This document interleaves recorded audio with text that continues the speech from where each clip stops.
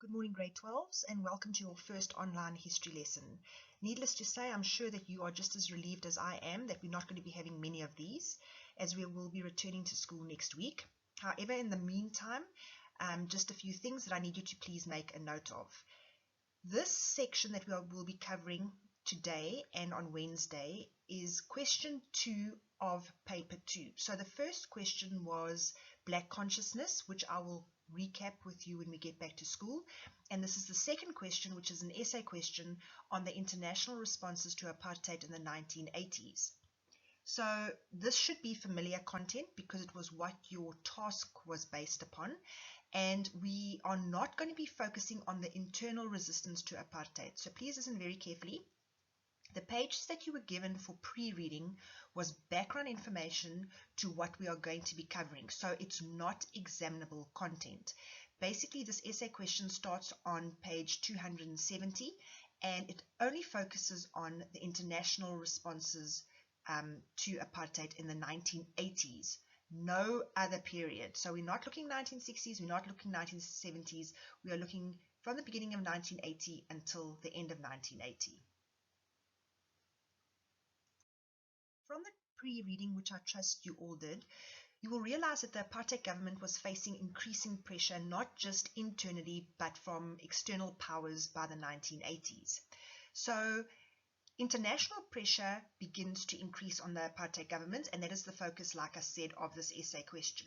We have anti-apartheid organizations which are formed in other countries, and these organizations organize boycotts and protests against the apartheid government in South Africa, which starts putting increasing financial pressure on the government. Here's an image of the infamous P.W. Botha, who was state president of South Africa during this period in time. He took over power in 1978 and ruled until 1989, when F.W. de Klerk succeeded him. So we're going to start off by looking at the origins of the anti-apartheid movements in Britain and Ireland.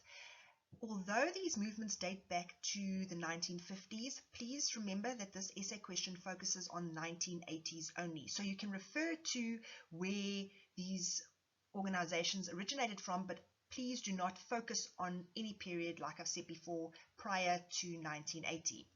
Members of these organizations were committed to fight against the injustices of apartheid, and we see hundreds of thousands of ordinary people who join the AAM, or the anti-apartheid movement, in Britain and in Ireland.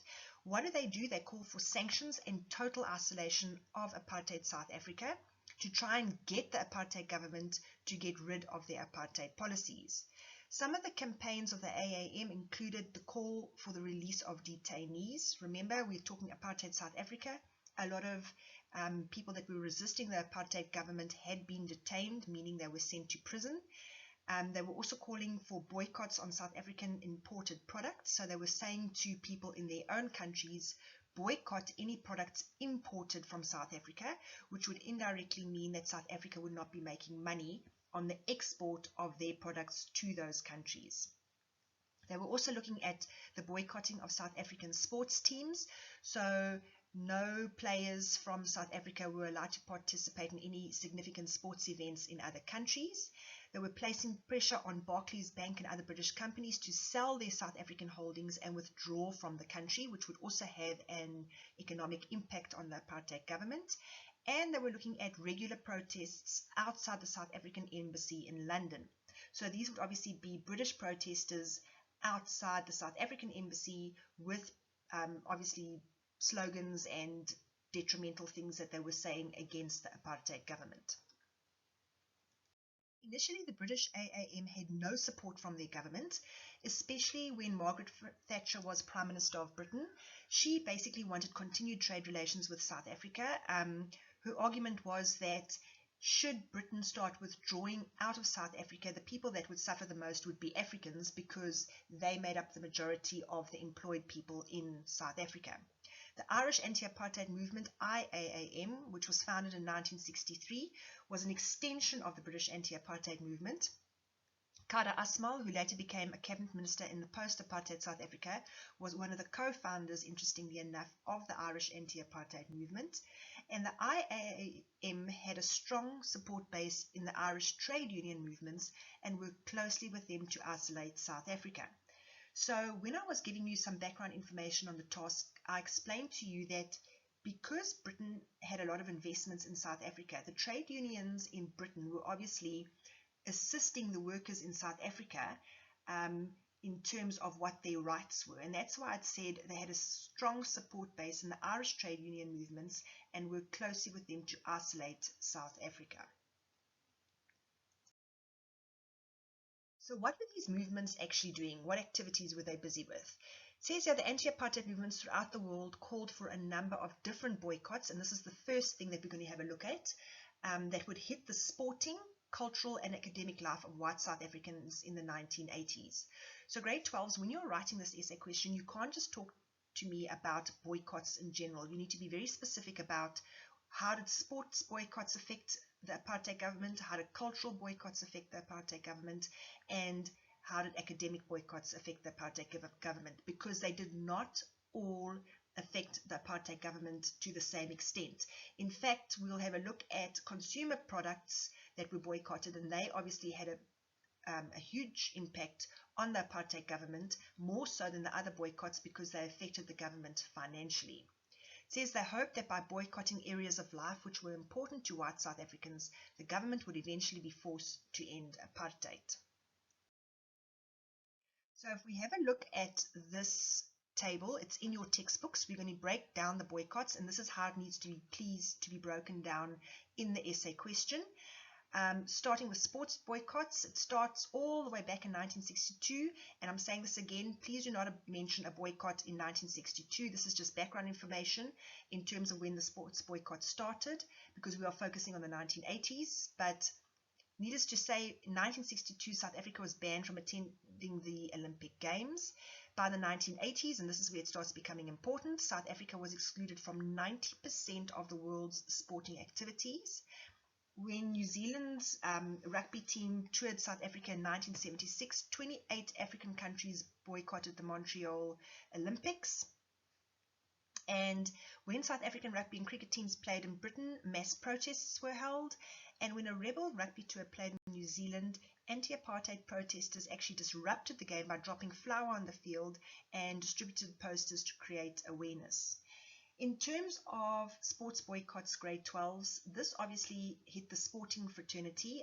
People that are obviously sports fanatics would have been impacted by this, but not so much the government, obviously, because they weren't too concerned about sport at the end of the day.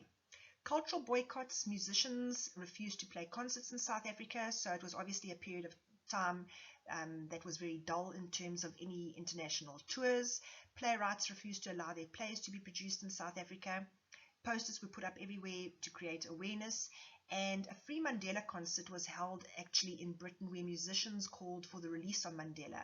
I will show you a clip on this concert. Some very well-known music artists actually took part, and this concert had a huge effect in terms of raising awareness about Mandela again. Once again, cultural boycotts didn't play too much of a huge role. Yes, they were a nuisance, but in terms of impacting on the apartheid government, not so much. In terms of academic boycotts, the same thing. Academics at universities were refused to allow South African academics to attend overseas conferences or use their research. So that was very frustrating, obviously, for, let's say, people in the medical field who wanted to hear about new breakthrough technologies, and they were obviously not able to do so. Consumer boycotts, like I mentioned previously, possibly had the biggest impact on the government as such. These were boycotts of South African products that were obviously sold in other countries around the world. Outspan, the company that produced South African citrus fruits, was targeted for a consumer boycott of their exported fruits. So obviously, where they'd been selling their fruit overseas, people were no longer buying the fruit, and this obviously impacted on the farmers in South Africa. And that is just meant to mention one. Obviously, a lot of other exported products were being boycotted by international countries. Here's a poster that was obviously used as part of the protest against the apartheid government. It reads, "If you could see their national sport, you might be less keen to see their cricket."